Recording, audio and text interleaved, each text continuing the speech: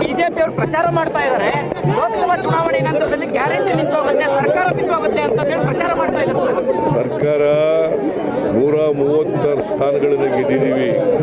43% vote ಬಂದಿದೆ ನಮಗೆ. ಕಾಂಗ್ರೆಸ್ ಬಿಜೆಪಿಗೆ ಎಷ್ಟು ಪರ್ಸೆಂಟ್ ಬಂತು? 36%. ಅವ್ರಿಗಿಂತ 7% ಇದ್ದೀವಿ.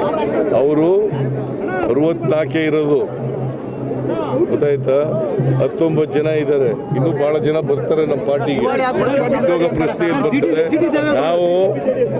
ನಾವು ಇವನ್ನ 5 ವರ್ಷ ನಮಗೇನು ಜನ ಆಶೀರ್ವಾದ ಮಾಡಿದ್ದಾರೆ, 5 ವರ್ಷನೂ ಕೂಡ ಎಲ್ಲ ಗ್ಯಾರಂಟಿಗಳನ್ನು ಕೂಡ ಜಾರಿ ಕೊಡ್ತಾರೆ.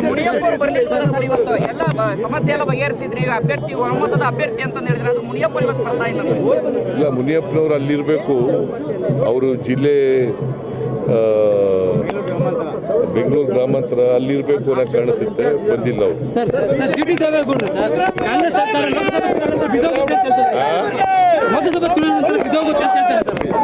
ಅದೇ ಈಗ ನಾನು ಕತೆ ಹೇಳಕ್ ಹೋಗಲ್ಲ. ಡಿ ಟಿ ದೇವೇಗೌಡರು